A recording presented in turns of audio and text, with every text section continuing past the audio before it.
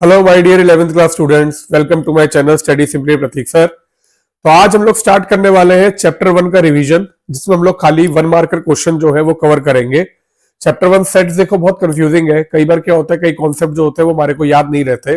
तो इस chapter 1 revision में, जिसमें मैं क्या कहते हैं आपको सारे 1 मार्कर और शॉर्ट आंसर टाइप क्वेश्चन कराऊंगा, उसमें ये कोशिश होगी कि सारे के सारे चैप्टर 1 के कॉन्सेप्ट रिवाइज हो जाए, जिससे अगर आपके 1 मार्कर क्वेश्चन आते हैं तो आप उसे बहुत आसानी से और बहुत क्विकली अटेम्प्ट कर सको। और इस लेक्चर को करने के बाद आपके जितने भी 1 मार्कर क्वेश्चन है, ये मैं गारंटी देता हूं आपके सारे के सारे क्लियर हो जाएंगे। तो एक बात बता रहा हूं, लेक्चर को पूरा देखना, ध्यान से देखना, और जितने क्वेश्चन मैं कवर कर रहा हूं वो साथ के साथ कर लीजिएगा। तो अगर आपने ये कर लिया तो आपके चैप्टर 1 के सारे 1 मार्कर क्वेश्चन बहुत आसानी से कवर हो जाएंगे और इसके साथ में आपका चैप्टर 1 भी रिवाइज हो जाएगा। तो विदाउट डिले चलो स्टार्ट करते हैं। देखिए सबसे पहला क्वेश्चन है वेरी शॉर्ट आंसर में, right set 1/2, 2/3, 3/4, 19/20 set builder form. अब आपको पता है हमारे जो सेट हम लोग लिखते हैं, हम लोग दो तरीके से लिखते हैं। एक होता है हमारा सेट बिल्डर फॉर्म और दूसरा जो होता है वो आपका होता है रोस्टर फॉर्म। अभी हमारे को क्या है, सेट बिल्डर फॉर्म। तो देखिए कैसे लिखते हैं, पहले हम लोग ये देख लेते हैं कि क्या दिया हुआ है। 1/2, 2/3, 3/4 टिल 19/20 तक दिया हुआ है।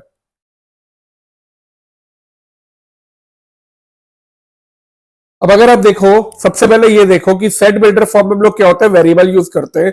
तो मैंने कहा A is equal to, set मान लिया ए है, एक्स, कोलन डालते हैं, कोलन मतलब होता है such that X is equal to. अब ये एक्स को मुझे इस फॉर्म में लिखना है कि मुझे मैं वैल्यू डालता जाऊं तो ये सारी निकलती जाए।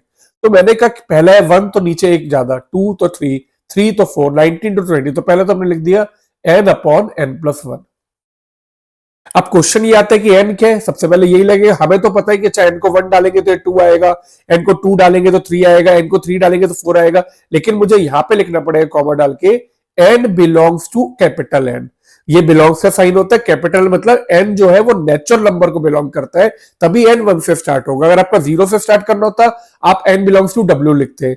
अगर मान लो क्वेश्चन में ये होता है कि आपके डेसिमल भी इंक्लूड होने होते तो आप एन बिलोंग्स टू आर लिखते हैं। तो ये चीज बहुत जरूरी है, ये चीज बेसिकली स्पेसिफाई करती है कि आपका एन जो है वो किसको बिलोंग करता है।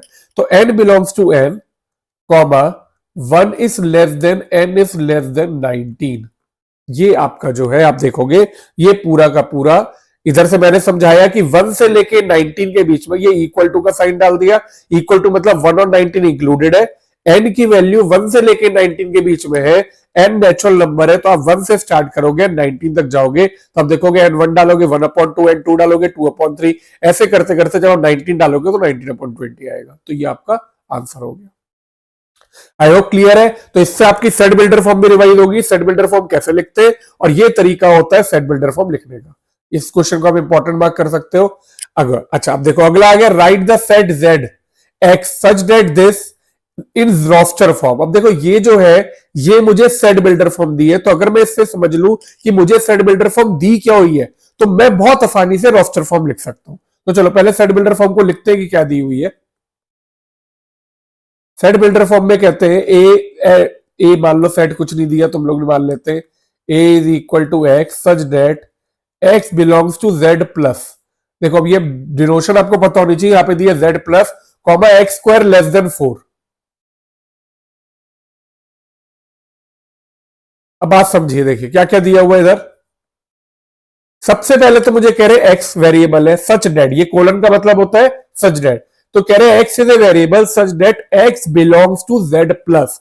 इसका मतलब ये हुआ कि एक्स जो है जेड प्लस। अब देखो मैं आपको कुछ डोनेशन बताता हूं जो कि अब ध्यान रखना। R stand for real number, W stand for whole number, N stand for natural number, Z stand for integer, और आप इसके अलावा लिख सकते हो Q, Q stand for rational number, ठीक है।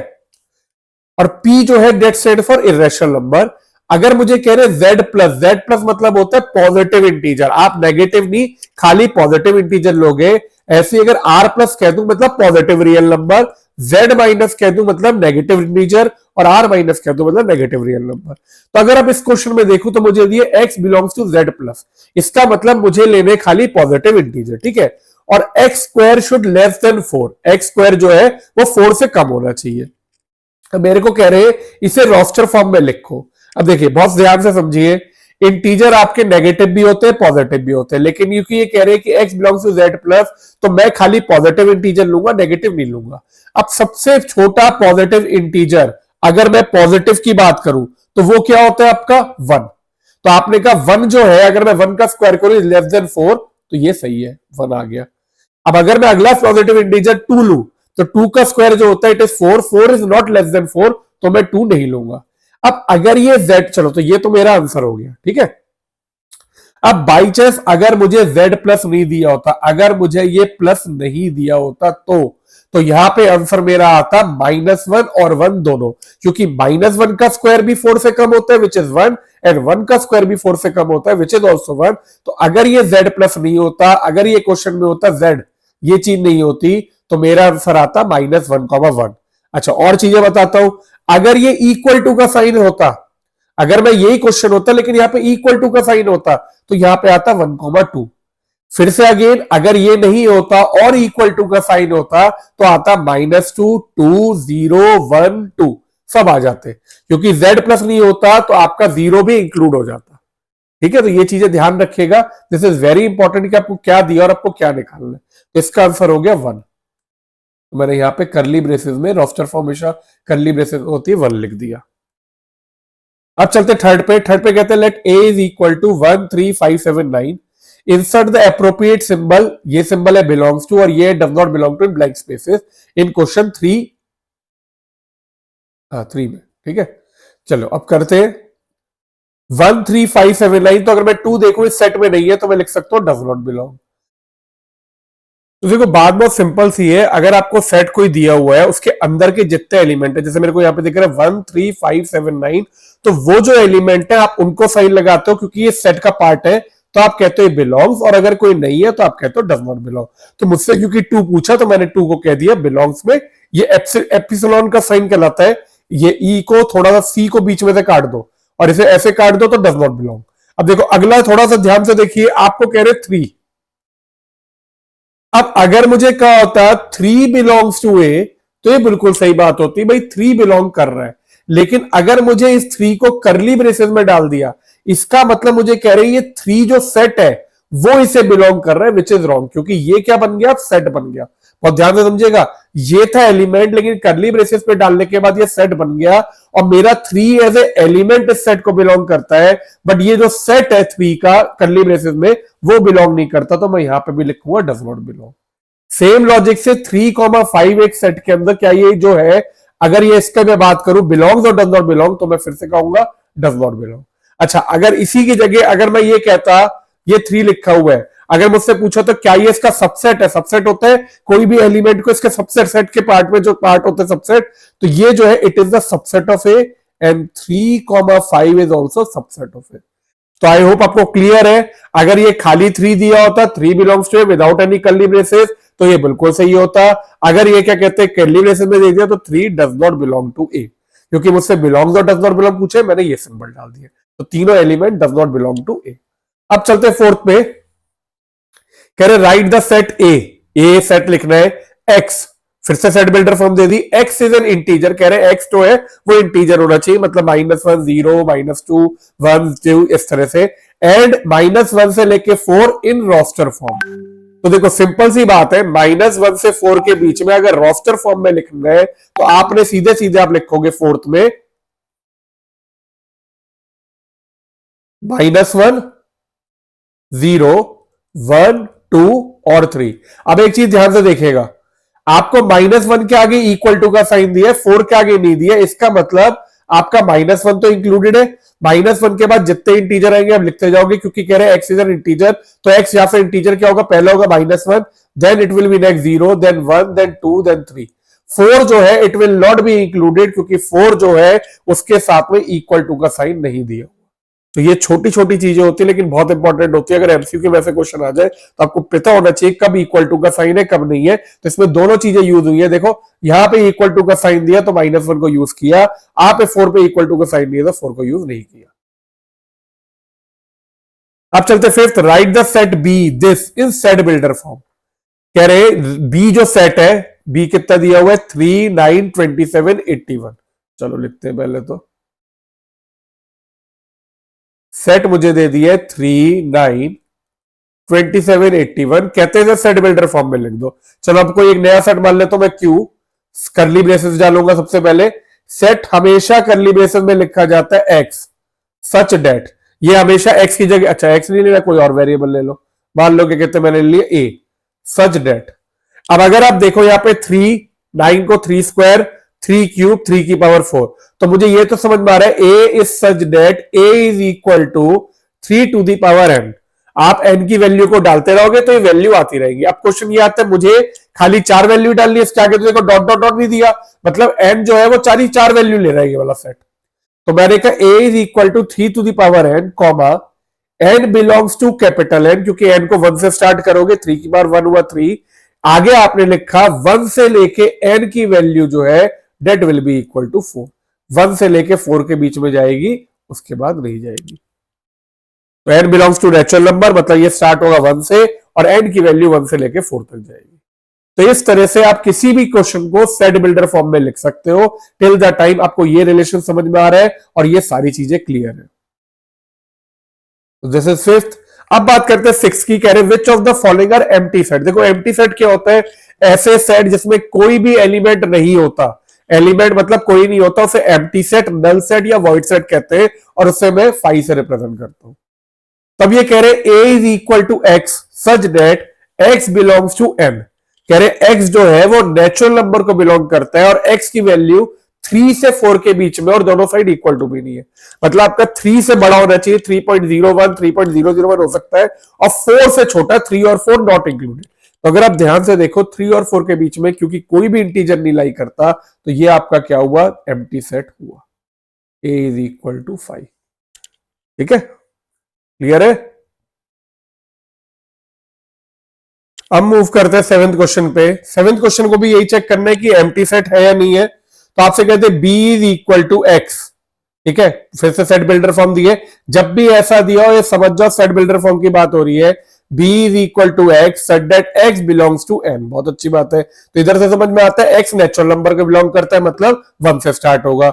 And X square is equal to X, और ऐसा नंबर होना चाहिए जिसका स्क्वायर करो तो वो नंबर के बराबर है। अब आपको ये चेक करने एम्प्टी सेट नहीं है, तो अगर क्या कोई ऐसा नंबर है जो कि नेचुरल नंबर भी और जिसका स्क्वायर करो तो 1 का सेम नंबर है, तो आपको पता है 1 का स्क्वायर करोगे तो 1 ही आएगा। तो आपने कहा क्योंकि b is equal to 1 so not empty set, ये आपका एम्प्टी सेट नहीं हुआ। तो आई होप ये क्लियर है। This is seventh. चलिए अब चलते हैं एट्थ। अब क्वेश्चन में कह रहे हैं which of the following sets are finite और infinite justify in question 8 and 9। अब देखो फाइनाइट सेट क्या होते हैं, ऐसे सेट जिसमें आप नंबर को काउंट कर सको, या आपको ये पता हो, जरूरी नहीं कि आप काउंट कर सको, जैसे कि मैं कहूं number of animals in the world, तो आपको ये पता है कि वो काउंट हो सकते हैं, तो वो फाइनाइट सेट है। Number of reverse in world, ये फाइनाइट सेट है, आपको नहीं पता होगी, लेकिन ये जरूरी नहीं कि आप काउंट नहीं कर सकते हो।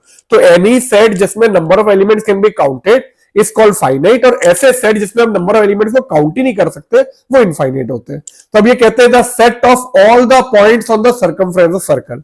कह रहे अगर एक सर्कल है उसके सर्कमफ्रेंस के अगर सारे पॉइंट ले लो तो क्या ये फाइनाइट होगा, इनफाइनाइट। अब एक बात बताइए, आप सर्कल में जितने circle is made up of infinite point, तो आप नंबर ऑफ पॉइंट को ही काउंट नहीं कर सकते हो, तो आप कैसे ये काउंट कर सकते हो कि सर्कमफ्रेंस पे, सर्कमफ्रेंस क्या होती है, गोलाई। अब ये काउंट ही नहीं कर सकते हो कि कितने पॉइंट होंगे, तो आप इसका आंसर लिखोगे it is infinite set. Next, b is equal to X. Okay, X such that colon दिया हुआ है x बिलोंग्स टू n, मतलब x नेचुरल नंबर है and x is an even prime number. अब आपको पता है ऐसा एक ही नंबर है दुनिया में which is an even prime number, जो कि होता है 2। तो आपका सीधे हो गया b इज इक्वल टू 2, तो इसका मतलब ये क्या हुआ, फाइनाइट सेट हुआ, क्योंकि एक ही एलिमेंट है, गिन लिया, ये फाइनाइट सेट हुआ। Next, are set A equals to -2, एक सेट दिया ए -2, अब बी कह रहे X set that X belongs to Z. अब एन की जगह जेड आया, एन था natural number, X belongs to Z मतलब इंटीजर को बिलोंग करता है, and X square -4 is equal to 0, मतलब ऐसे इंटीजर जिसे अगर आप इधर डालो तो -4 करो तो वो 0 आएगा। तो अगर मैं चेक करना चाहूं कि इससे क्या होगा, तो मैंने कहा X square -4 is equal to 0, तो एक्स स्क्वायर हुआ 4। अगर आप देखो x क्या आएगा, +-2 आएगा, और क्योंकि आपको x बिलोंग्स टू z दिया तो आप दोनों ले सकते हो, तो इसका मतलब आपका b जो सेट है डेट इज इक्वल टू -2, और ए बी क्या है, यही है, तो आपने कह दिया इक्वल है। दोनों सेट क्या हो गए आपके, इक्वल हो गए। क्यों इक्वल हो गए, बहुत सिंपल सी बात है, क्योंकि जेड बी में भी वही एलिमेंट आ गए सेम जो कि ए में है, so they are equal set. I hope clear है। चलिए अब चलते हैं नेक्स्ट, 11th इज इंपॉर्टेंट, मैं रीजन बताऊंगा क्यों इंपॉर्टेंट है। देखो आपसे कह रहे हैं राइट -5 से 9 इज सेट बिल्डर फॉर्म। आपसे क्या कह रहे हैं क्वेश्चन में, क्वेश्चन में कहते हैं भैया मैंने तुम्हारे को दे दिया -5 से 9, जिसमें -5 में ओपन ब्रैकेट और 9 में क्लोज ब्रैकेट, इसे सेट बिल्डर फॉर्म में लिख दो। सेट बिल्डर फॉर्म में लिखने का मतलब यह है कि आपके -5 से लेकर 9 के बीच में जितने नंबर है वो इंक्लूड होने चाहिए। अब देखो ये बात समझो, क्योंकि ये एक इंटरवल दिया हुआ है तो इसमें आपको डेसिमल, फ्रैक्शन, रैशनल, इररेशनल सारे नंबर -5 से लेके 9 के बीच में लेने। इस सर्कल वाले ब्रैकेट का मतलब है -5 इंक्लूडेड नहीं है, और 9 में क्योंकि स्क्वायर ब्रैकेट लगा है इसका मतलब ये इंक्लूडेड है। तो मैंने शुरू करता हूं, मैंने मान लिया set B is equal to X such that, ठीक है, एक्स सच डेट। आपने अब यहां पे क्या लिखा, -5, यहां पे आपने लेस देन का छोड़ दिया, उसके बाद आपने लिखा यहां पे X less than equal to 9, और यहां पे आगे आपने लिखा comma X belongs to R. अब देखो आर मतलब हुआ एक्स आपका रियल नंबर के बिलोंग करता है, तो इसका मतलब समझ में आ गया कि मेरा रैशनल इररेशनल कोई भी नंबर आ सकता है, किसके बीच में, आपने इधर लिख दिया -5 से लेके 9 के बीच में, जहां पे -5 इंक्लूडेड नहीं है, तो मतलब -5.01 आप ले सकते हो, -5 नहीं लोगे और 9 तक जाएगा, इक्वल टू का साइन मतलब 9 इज इंक्लूडेड। ठीक है, इसी वजह से इंपॉर्टेंट है, क्योंकि इसमें एक तरह से इंटरवल फॉर्म से हम लोग सेट बिल्डर फॉर्म लिखना सीख रहे हैं। और यही सेम चीज अगर ये भी क्लोज ब्रैकेट होता है, यहाँ पे इक्वल टू का साइन लगा देते। अगर दोनों इक्वल होते तो अब यहाँ पे और यहाँ पे भी नहीं डालते इक्वल टू का साइन।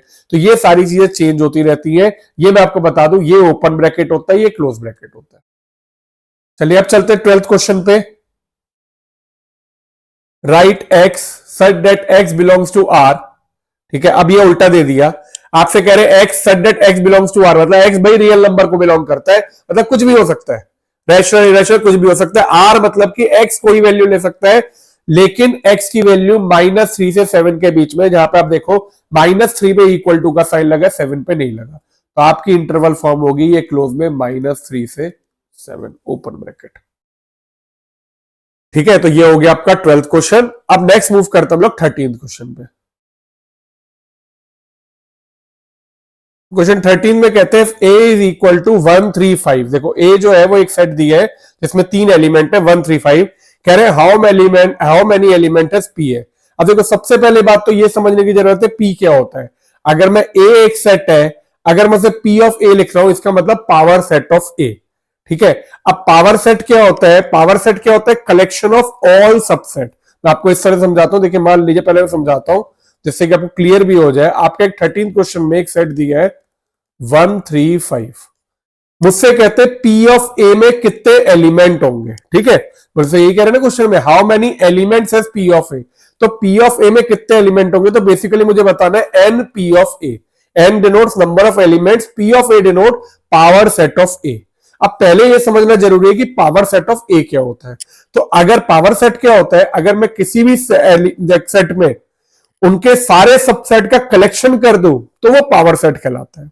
अब क्वेश्चन आता है सबसेट कैसे लिखूंगा, तो देखो जैसे मैं एक छोटा सा एग्जांपल देता हूं। मान लीजिए आपको एक सेट मैंने दे दिया 1,2, अगर मुझे इसके सबसेट लिखने हैं तो मैं सबसेट क्या होता है, जो इसके पार्ट है, मतलब इस सेट से जो सेट बन सकते हैं वो इसके सारे सबसेट होते हैं। तो मैं लिखूंगा पहला सबसेट हमेशा फाई होता है, फाई मतलब null set, null set is a subset of every set. फिर उसके बाद 1 मतलब कि आपने 1 एलिमेंट को सेट में लिख दिया, इसमें 2, और आखिरी में आपने लिखा 1,2, तो 4 हुए। ठीक है, अब अगर इन चारों को मैं खुद एक करली ब्रेसेस में डाल दूं, मतलब इन चारों सेट को मैं एज ए सेट लिख दूं, तो this is called power set of A. तो आप देख सकते हैं अगर ए में 2 एलिमेंट है तो पावर सेट में कितने हुए, 4 एलिमेंट। तो बेसिकली जितने आपके सबसेट बनते हैं वो आपके पावर सेट के एलिमेंट होते हैं। अब आते हैं क्वेश्चन पे, तो आपको मैं फॉर्मूला बताता हूं। अगर मान लीजिए एक सेट ए में नंबर ऑफ एलिमेंट्स आपके n है, तो उसके नंबर ऑफ सबसेट क्या होते हैं, अगर n सेट का एलिमेंट है, सबसेट होते हैं 2 की पावर n, और यही जो होते हैं पावर सेट के एलिमेंट होते हैं। तो n p ऑफ a, क्योंकि यहां पे नंबर ऑफ एलिमेंट 3 है, it will be equal to 2 की power 3 which will be equal to 8। तो इस तरह से आप किसी भी एलिमेंट के, अगर मैं पूछता नंबर ऑफ सबसेट कितने होंगे, तो वो भी आपके क्या कहते हैं 8 होते, और number of element of power set of A, this is also 8। I hope clear है। चलिए अब चलते 14 पे, तो इसका आंसर हो गया 8। 14 में कहते हैं राइट, आ गया क्वेश्चन, देखिए right all possible subset of A. A के जितने सबसेट पॉसिबल है वो लिखो, और ए में क्या दिया 5 6। तो मैंने आपको पहले ही बताया पहला सबसेट होगा 5, इसे कर्ली ब्रेसेस मत डालिएगा, नल सेट को हम लोग कर्ली ब्रेसेस में नहीं डालते, इसे खाली ऐसे लिखते दिस डिनोट नल सेट।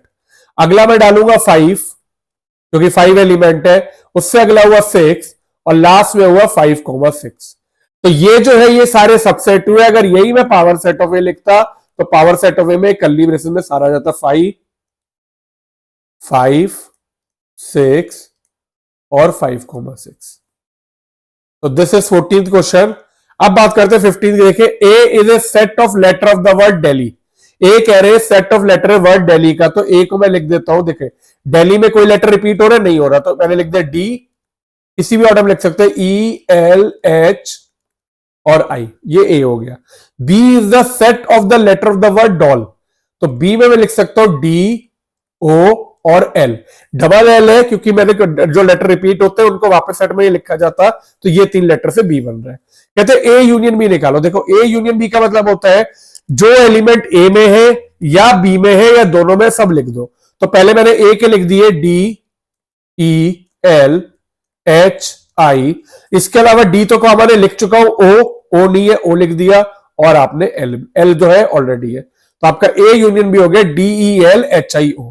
अब बात करते हैं ए इंटरसेक्शन बी की। ए इंटरसेक्शन बी का मतलब होता है कॉमन एलिमेंट, जो दोनों में कॉमन है। तो अगर आप देखो कंपेयर करोगे तो एक तो मेरा डी कॉमन है और इसके अलावा एल कॉमन है, ठीक है, ओ कॉमन नहीं है, ई एच आई कॉमन नहीं है, तो इसका मतलब ए इंटरसेक्शन बी हुआ डी कॉमा ओ, ये 2 ही एलिमेंट आएंगे। अब नेक्स्ट बात करते हैं ए माइनस बी की। ए माइनस बी मतलब क्या होता है, ऐसे एलिमेंट जो कि ए में है लेकिन बी में नहीं है। ए माइनस बी फिर से बताता हूं, वो एलिमेंट जो कि ए में है लेकिन बी में नहीं है। देखो ए में डी है लेकिन बी में भी है, नहीं लेंगे। ई है ए में, बी में नहीं है। एल है, दोनों में। एच आई, तो हमने कहा यहां पे ए माइनस बी हुआ ई एच और आई। ई एच और आई ऐसे एलिमेंट है जो कि ए में तो है लेकिन बी में नहीं है। अगर यही आपको बी माइनस से लिखना होता तो आप खाली लिखते ओ। आई होप यहां तक क्लियर है आपको। अब चलते हैं 18th क्वेश्चन पे। 18 में कहते हैं describe the following set in roster form. Very easy, roster form में लिखना है आपको ये सेट, मतलब इसके जितने एलिमेंट है उसे कर्ली ब्रेसेस में लिख के। पहला एलिमेंट है A, then R, then I, T, H, M, E, T आ चुका ऑलरेडी, नहीं लिखेंगे, आई आ चुका ऑलरेडी, नहीं लिखेंगे, सी। ये आपका रोस्टर फॉर्म में ये सेट हो गया। ऐसे ही set of all the vowels in the word equation. Okay, तो अब ये कह रहे हैं set of all the vowels, तो मैंने एक सेट मान लिया P, set of all the vowel, तो पहला वॉवेल ई है वो लिख दिया, क्यू वॉवेल नहीं होता, यू, ए, टी नहीं होता, आई और ओ, तो ये सारे इसका सेट ऑफ वॉवेल्स को रोस्टर फॉर्म में लिख दिए। 19th करते हैं, write the set A equals to X such that X belongs to Z. अब देखिए जेड प्लस था पॉजिटिव इंटीजर, जेड मैंने बताया था खाली इंटीजर, तो कह रहे एक्स जो है वो जेड को बिलोंग करता है, मतलब इंटीजर को बिलोंग करता है, and X square is less then 25। और अगर आप उस नंबर इंटीजर का स्क्वायर कर रहे हो तो वो 25 से कम होना चाहिए। तो चलो सबसे पहले तो देखो मैं लिख लेता हूं सबसे छोटा, या ये मान लेता हूं सबसे छोटे नंबर को, 0 का स्क्वायर 0 होता है, तो मैंने एक सेट ले लिया जिसमें मैंने पहले लिख दिया 0। अब अगर मैं 1 का स्क्वायर करूं तो वो 25 से कम है, और -1 का करूंगा वो भी हो गया, तो 1 और -1 हो गया। 2 लिखा, -2 लिखा, 2 का स्क्वायर इज 4, -2 का स्क्वायर इज 4। 3 लिखा, -3 लिखा, 3 का स्क्वायर इज 9, -3 का स्क्वायर इज 9। 4 लिखा, -4 लिखा। अब अगर आप 5 पे जाओगे, 5 का स्क्वायर 25 होता है, which is not less than 25, equal है, लेस देन नहीं है, तो हमने यहां पे रुक गए। अब इसी को अगर रीअरेंज करना है तो आप कर सकते हो, -4, -3, -2, -1, 0, 1 2 3 4।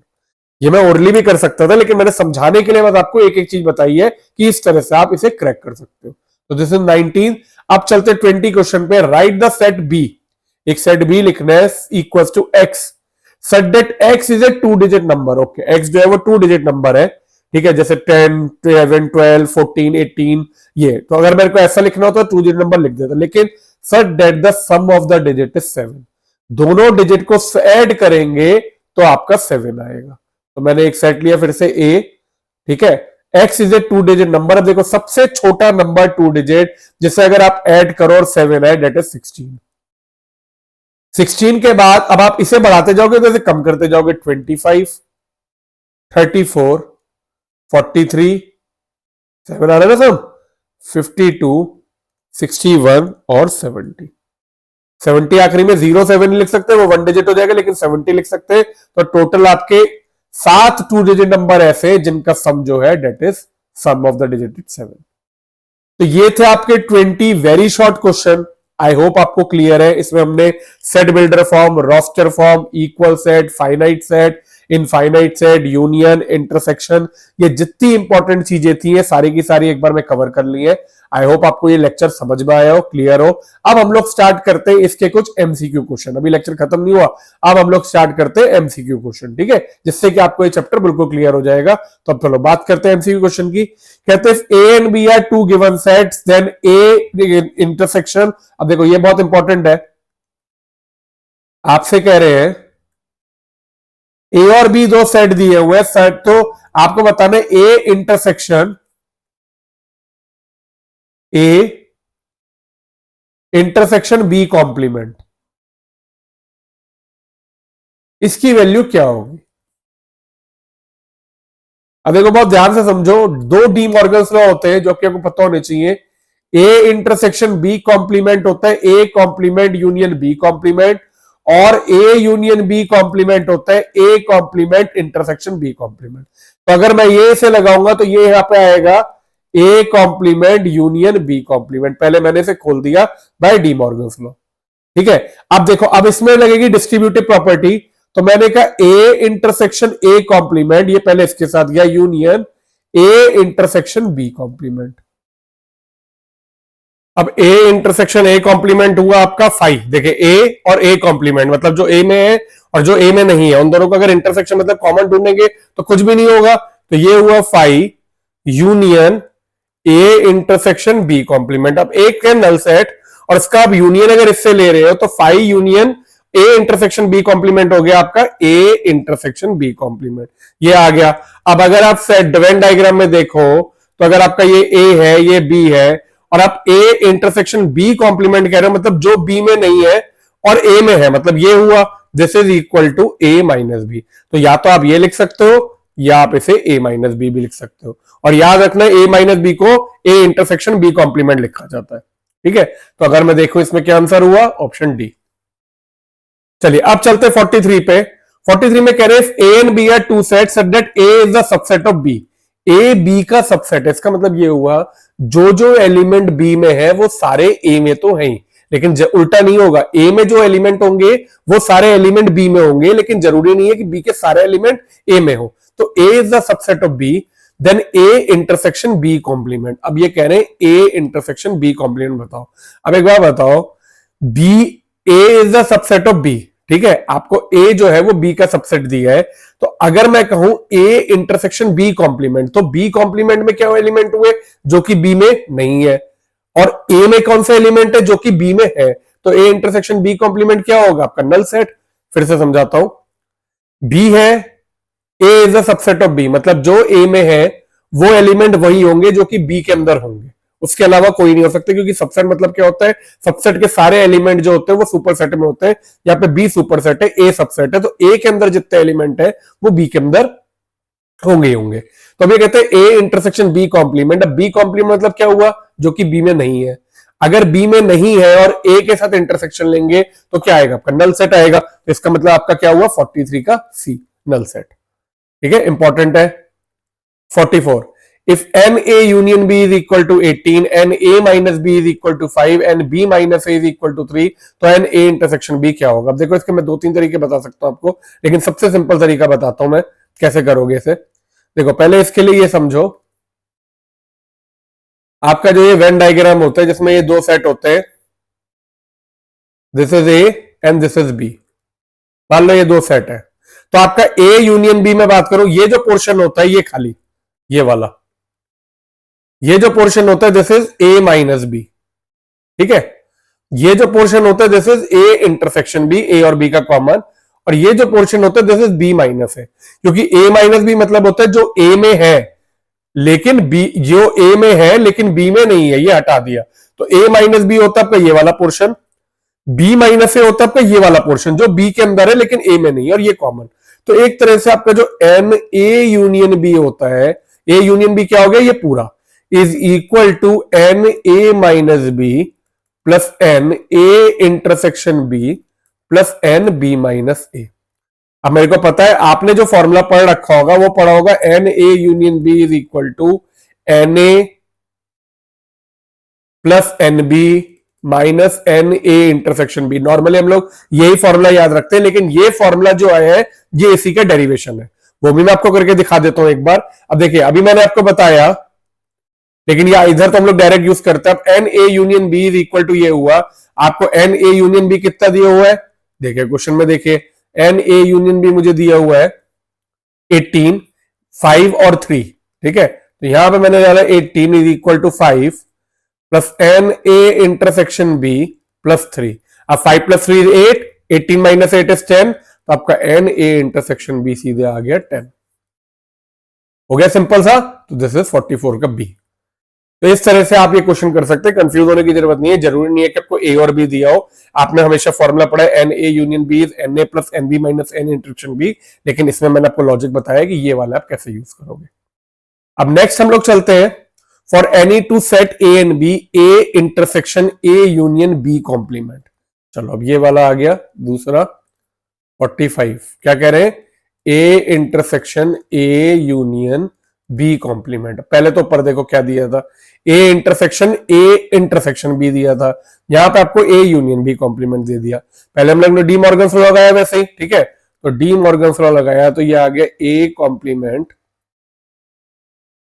अच्छा मैं आपको वैसे भी ये समझा देता हूं पहले, इसे लगाने से पहले देखो ए और बी दो सेट दिए हुए हैं, अगर मैं बात करूं ए यूनियन बी कॉम्प्लीमेंट की, तो ये क्या हुआ, ये वाला पूरा ए और बी को छोड़ के, A union B is A और बी को छोड़ के सारा, और अगर आप उसका ए के साथ इंटरसेक्शन लोगे, देखो ए है ये और ए यूनियन बी का कॉम्प्लीमेंट है पूरा, तो आप देख रहे हो कुछ भी कॉमन नहीं आ सकता, ठीक है। मैं फिर से समझा देता हूं, ये ओरली में समझा रहा हूं आपको, ए इंटरसेक्शन क्योंकि एक नंबर क्वेश्चन है, ए यूनियन बी आपका ये होगा, ठीक है, ये पूरा होता। अब ए यूनियन बी का कॉम्प्लीमेंट मतलब ए यूनियन बी को छोड़ के पूरा का पूरा जो यूनिवर्सल स्पेस बची ये, इसमें से अगर आप ए का इंटरसेक्शन साथ में ले रहे हो तो इसका और इसका इंटरसेक्शन क्योंकि नहीं होगा, तो आपका आंसर जो है that will be equal to 5। ये तो सीधे से समझ में आ रहा है। अब यहां से देखो A intersection A complement intersection B complement ये होता है। अब यहां पे आपने कहा ए इंटरसेक्शन ए कॉम्प्लीमेंट, ये किया। अब ये आपका क्या आ गया 5, 5 का इंटरसेक्शन आप किसी भी सेट से ले लोगे तो आपको हमेशा 5 मिलेगा, क्योंकि नल सेट का इंटरसेक्शन किसी भी सेट से 5 मिलेगा। तो चाहे आप ऐसे करके देखें या वैसे करके देखें, आपका आंसर 5 आएगा। तो करेक्ट आंसर 45 का सी। तो क्लियर है। नेक्स्ट हम लोग चलते हैं 46 पे। एन ए दिया हुआ है 5, एन बी दिया हुआ है 7, then maximum number of element in A union B. This is very important. देखिए 46 में क्या कह रहे हैं, आपसे कहते हैं, तो इसीलिए वन मार्कर क्वेश्चन में लॉजिक के ऊपर चलते हैं। तो अगर आप लॉजिक क्लियर रखोगे ना तो ये सारे समझ में आएंगे। आपको कहते हैं एन ए, पहला जो एलिमेंट ए उसमें 5 एलिमेंट, और दूसरा एलिमेंट जो एन बी है उसमें 7 एलिमेंट। हमसे कहते हैं then maximum number of element in A union B. अब पहले आपने कहा देखो A union B is equal to N A plus N B minus n A intersection B, ठीक है। यहां पे एक वेन डायग्राम भी बना लो रफ में। ये आपको 5 दिए हुए हैं एलिमेंट इसमें, और इसमें 7 दिए हुए हैं। अब आपसे कहते हैं maximum n A union B कितना हो सकता है। अब आप बात समझो, देखो n A union B maximum होने के लिए आपका ए इंटरसेक्शन बी जो आप सब्ट्रैक्ट कर रहे हो वो कम से कम होना चाहिए, क्योंकि ये दोनों ऐड होके मैक्सिमम होंगे। तो अगर मैं बात करूं, ए ये है और बी ये है, ए में एलिमेंट 5 और बी में 7, ठीक है, दोनों में कुछ कॉमन नहीं है। तो आप अगर बात करोगे तो n A plus N B कितना हो सकता है आपका? 7 plus 5 12, 5 plus 7 minus A intersection B, मैंने कहा 0।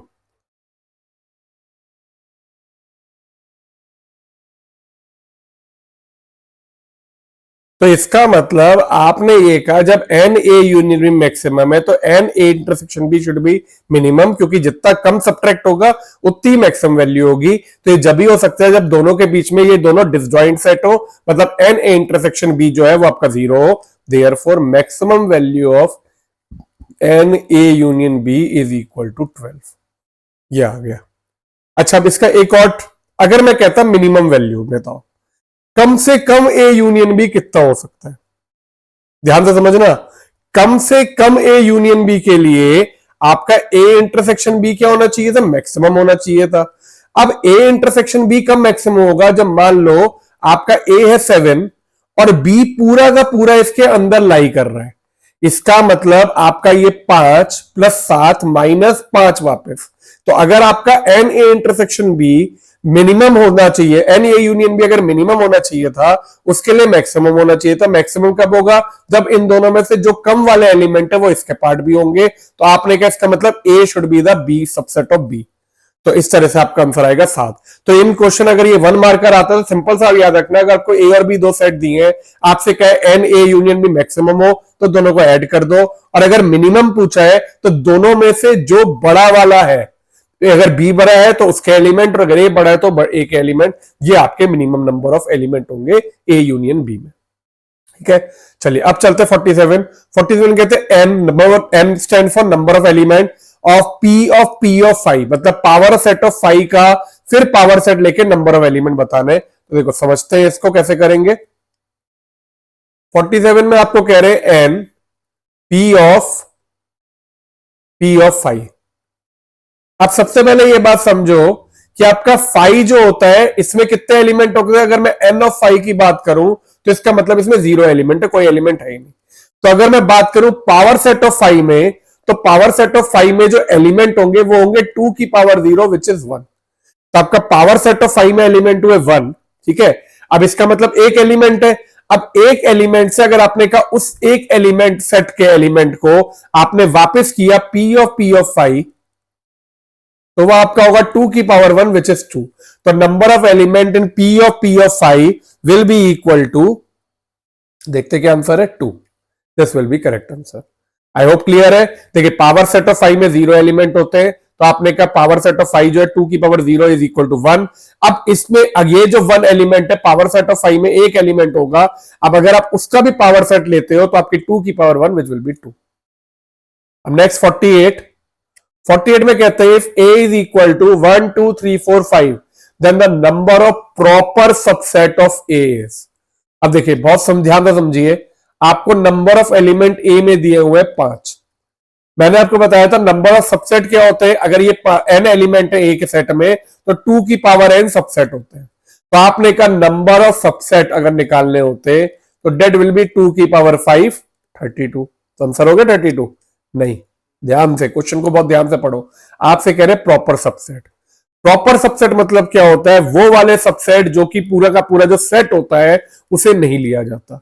ए बी का प्रॉपर सबसेट जब होता है जब ए में वो सारे के सारे एलिमेंट ना हो जो कि बी में, मतलब they should not be equal.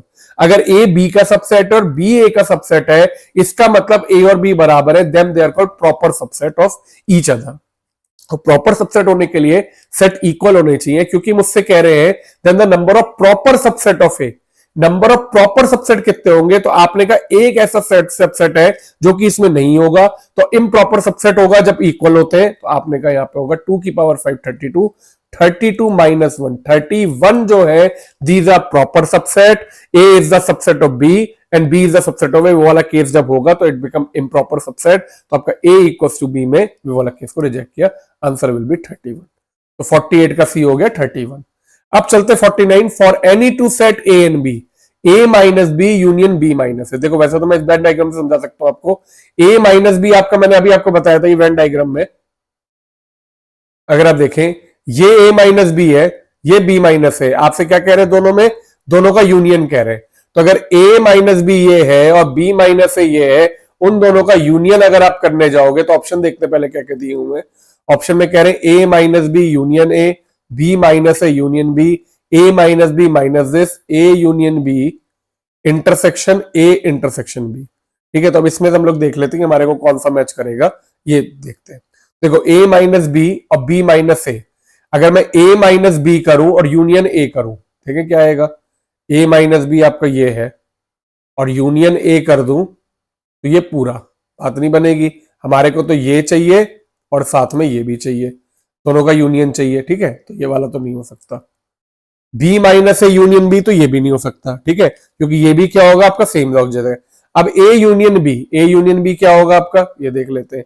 A union B होगा ये पूरा, उसमें से क्या माइनस हो रहा है, ए इंटरसेक्शन बी, ये हट रहा है। तो ऑब्वियसली अगर आप पूरे में से ये वाला पार्ट हटाओगे तो यही आएगा, तो आपका सीधे आंसर हो गया वेन डायग्राम से ये वाला C part. I hope clear है। This is very very important question. मैंने खाली देखो वेन डायग्राम से आपको ये समझा दिया without any calculation, without lifting pen. मैंने 2 मिनट के अंदर आपको एक क्वेश्चन समझा दिया, जो कि बहुत जरूरी है कि आपको वेन डायग्राम समझ में आनी चाहिए। फिर से एक बार समझा दें। देखो आपके जब ये 2 सेट होते हैं, मैंने अभी आपको बताया, अगर ये सेट ए है, ये सेट बी है, तो ये जो पार्ट होता है this is A minus B, ये वाला। ठीक है, फिर अगला ये जो पार्ट होता है ये सबको पता है this is A intersection B. और फिर तीसरा ये जो बी का बचा हुआ पार्ट होता है ये आपका होता है बी माइनस ए। तो अगर मेरे से इस क्वेश्चन में पूछा A minus B union B minus A, मतलब मुझे बताना है ए माइनस बी क्या हुआ, ये वाला पार्ट, बी माइनस ए मतलब क्या हुआ, ये वाला। तो मैंने कहा भैया अगर ए यूनियन बी में से, ए यूनियन बी में से, ये पूरे में से अगर आप इंटरसेक्शन वाले पार्ट को माइनस कर दो, हटा दो, तो यही दोनों का यूनियन आएगा। तो इसलिए मैंने ऑप्शन को सी कर दिया। अब नेक्स्ट करते 50। कहते हैं x इज इक्वल टू 8 की power n minus 7n minus 1। Okay चलो लिखते हैं, x इज इक्वल टू 8 की power n minus 7n minus 1 such that n belongs to n। n जो है वो नेचुरल नंबर को काम बिलोंग करता है। ठीक है, और y दिया हुआ है मुझे 49n माइनस 49। यहां पे क्या दिया हुआ है आगे, such that n belongs to n। Okay, अब ऑप्शन में कहते हैं A x is the subset of y, B में कहते हैं y is the subset of A. तो हमारे को ये पूछ रहे हैं कि भैया x y का सबसेट है या y x का सबसेट है। चलो एक बार चेक करते हैं। x की वैल्यू अगर मैं निकालना चाहूं, देखो n को 1 डालोगे तो 8 माइनस 7 माइनस 1, 8 माइनस 8 0 आएगी। n को अगर 2 डालोगे तो 64 माइनस 14 माइनस 1 इज 15, अगर इसे माइनस करेंगे तो आपका आएगा 49। अगर आप n को 2 डालोगे तो आपका, n को 3 डालोगे तो 512, 7 3 21, और ये 22 ऐड किया तो ये आपका कुछ आएगा 490। ठीक है, तो मतलब 49 का कुछ ना कुछ मल्टीपल आ रहा है, 40, 49, 490। ओके, अब इधर n को 0 डाला, n को 1 डाला तो आपका आया 0, फिर n को 1 डाला, n को 1 तो डाल दिया, 2 डाला तो 49 टू द 98, 98 माइनस 49 इज 49। n को 3 डाला तो 49 इंटू 3, तो यह आपका आएगा 98। ठीक है, इस तरह से ये आगे जाएगा। तो आप देखो ये कह सकते हो y में जो है ज्यादा एलिमेंट होंगे एज कंपेयर टू x। तो अगर इसमें से मेरे को देखा जाए तो मैं ये कह सकता हूं x will be the subset of y। आपका आंसर हुआ ए, x will be the subset of y। क्योंकि 490 आता तो इसके लिए अगर आप यहां पे 10 डाल देते तब आप ऐड करते तो n की वैल्यू आती, तो इसका मतलब ये जो है x is the subset of y। This is correct answer. तो 50 का आंसर हो गया ऑप्शन ए। चलिए अब चलते 51 पे।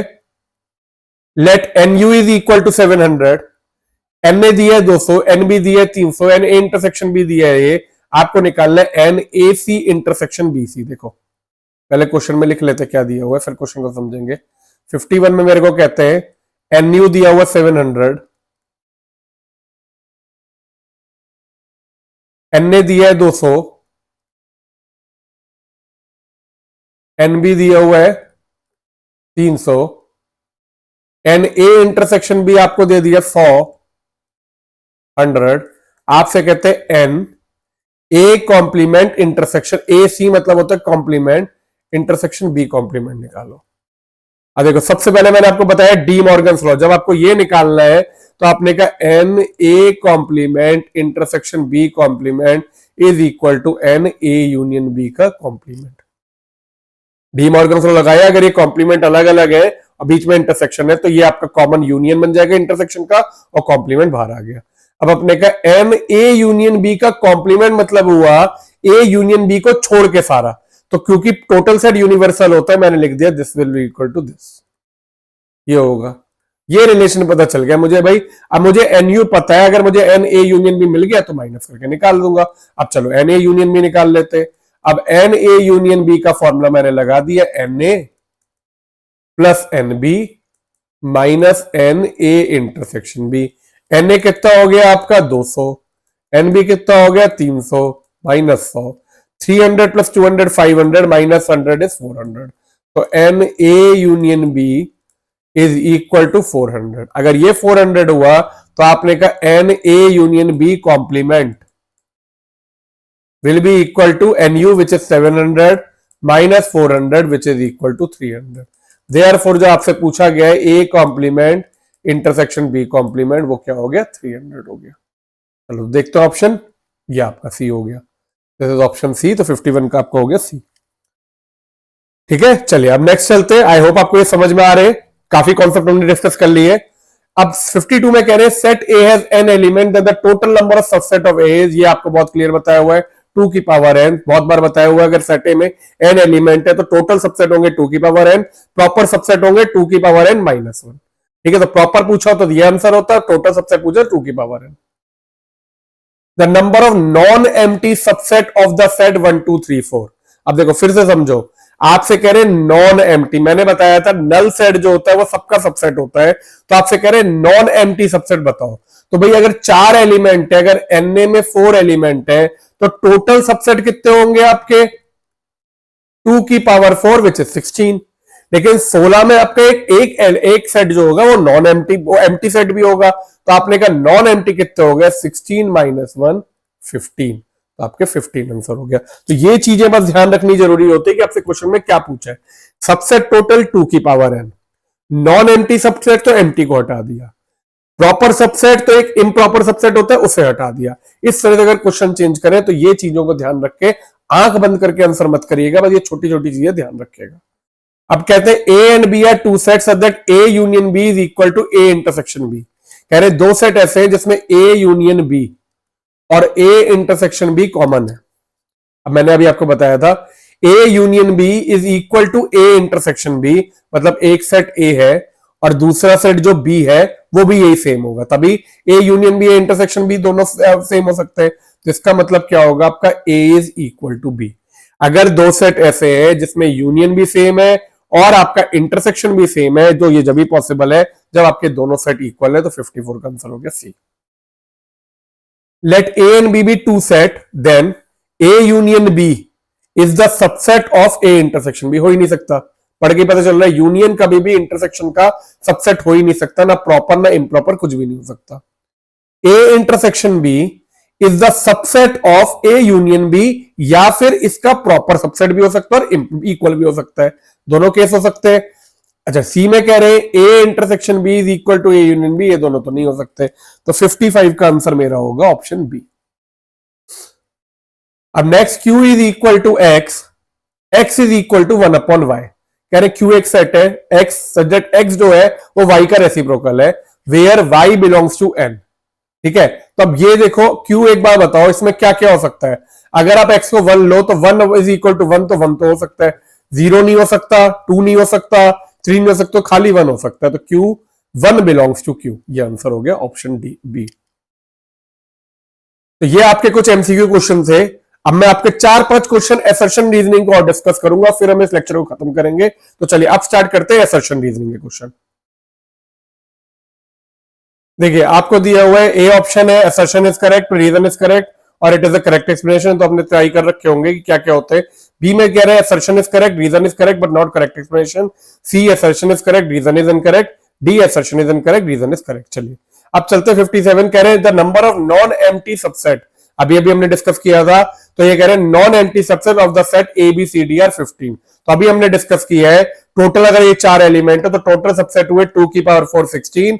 नॉन एम्प्टी में एक एम्प्टी सबसेट हटा दिया तो आपका 15 हुआ, तो दिस इज करेक्ट।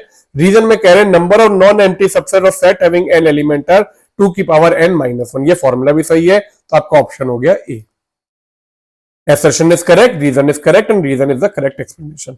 चलो अब 58। अब अपने आप भी सोचेगा, कह रहे A B C are 3 arbitrary subset and U आपका यूनिवर्सल सेट है। तो अगर B is equal to U minus A, कह रहे अगर एक सेट बी है जो कि यूनिवर्सल सेट में से आप ए को माइनस कर रहे हो, तो कहते हैं number of elements in B will be equal to number of elements in universal set minus number of elements in ए।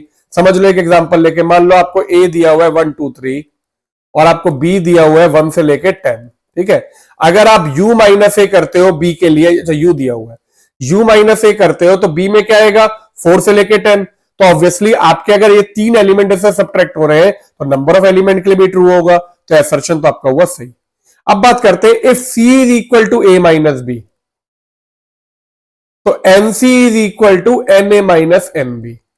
अब ये कह रहे कोई भी अगर कोई सेट होता C which is equal to a minus B, तो a माइनस बी अगर a में से b को सब्ट्रैक्ट कर रहे होते दो सेट में, तो क्या nc is equal to na minus nb? नहीं, ये नहीं सही हुआ। यूनिवर्सल के लिए तो ये ट्रू है, लेकिन किसी भी जनरल सेट के लिए आप इस तरह से नहीं कह सकते हो, तो reason is uncorrect. Assertion is correct, reason is uncorrect, option हुआ सी। 59 में कह रहे हैं let assertion a is equal to 1 2 3। आपसे कहते हैं एक सेट ए है, ध्यान से देखना, देखो 1 तो आपको अलग से दिया हुआ है और 2,3 आपको दिया हुआ है इसमें, ठीक है, ये दिया हुआ है। तो अगर मेरे को इसको कह रहे पावर सेट ऑफ ए लिखो, तो पहले तो मैं देखो इसके सबसेट लिखता हूं, ध्यान से समझिएगा सबसेट में क्या लिखूंगा। मैंने कहा सबसेट ऑफ ए क्या क्या होंगे, पहला होगा आपने कहा 5, अकेला 5 नल सेट। दूसरा होगा 1 को मैं कर्ली ब्रेसेस में डाल दूं इस तरह से। तीसरा जो होगा उसे आप कर्ली ब्रेसेस में पूरा का पूरा उठाएंगे, आप 2 और 3 को अलग से मत उठा लीजिएगा, क्योंकि ये पूरा एक एलिमेंट दिया हुआ है। ये जो सेट है ये इसका एलिमेंट है, 2 और 3 एलिमेंट नहीं है। तो अगर आपने ये पूरा का पूरा सबसेट में उठाया तो पूरा का पूरा एक कर्ली ब्रेसेस के अंदर और फिर ये कर्ली ब्रेसेस के अंदर 2,3, तो ये हो गया एक एलिमेंट। और लास्ट में हमने पूरा का पूरा सेट कॉपी कर दिया, तो 1 2,3। मैं फिर से आपको समझा देता हूं, देखो इस वाले सेट में एक एलिमेंट है 1 और एक एलिमेंट है ये पूरा का पूरा सेट। तो अगर आप नंबर ऑफ एलिमेंट भी काउंट करोगे तो 2 करोगे, 3 नहीं करोगे, ठीक है। तो इसलिए ये आपके वो हुए। अब अगर आप मैच करो पावर सेट ऑफ ए में, आपको क्या करना होता है, इसके सारे सेट लिखने होता है। पावर सेट ऑफ ए में क्या हुआ, इन पूरे को कर्ली ब्रेसेस में डाल दिया। तो देखो 5 है, ठीक है, 1 है, ठीक है, लेकिन 2,3 विदाउट ब्रैकेट है, तो ये आपका गलत हो गया। इसलिए असर्शन जो है एक भी उससे ये गलत हो गया। Reason power set is set of all subset of A, तो ये सही है। तो assertion is false, incorrect and reason is correct, option D.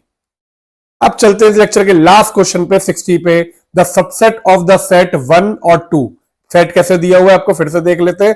Set आपको दिया हुआ है, मान ली एक सेट दिया हुआ है q इज इक्वल टू 1 और 2 आपको कर्ली ब्रेसेस में दिया, मतलब 1 एक एलिमेंट है और 2 जो सेट है वो उसका एलिमेंट है। तो अगर इसके सबसेट लिखेंगे, पहले हम लिख लेते हैं फिर मैच कर लेंगे। 5, दूसरा सबसेट लिखा 1, तीसरा सबसेट लिखा मैंने 2 और फिर इसे भी कर्ली ब्रेसेस में, और लास्ट वाला एज इट इज। ये देख लो, यही है दल सेट 1 2 बेसिस के अंदर ब्रेसेस एंड लास्ट ये, तो ये सही है। The total number of proper subset of set containing an element is this.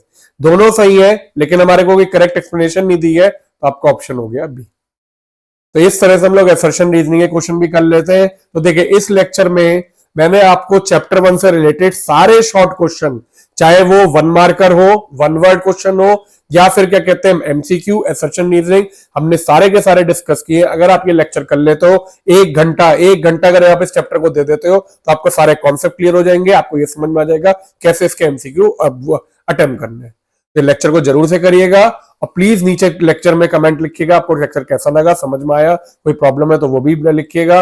Lecture को लाइक जरूर करिए, शेयर करिए, सब्सक्राइब करिए चैनल को। मिलते हैं अगले लेक्चर में एक और नए चैप्टर के रिवीजन के साथ। तब तक के लिए ध्यान से अच्छे से पढ़िए। ऑल द बेस्ट बच्चों।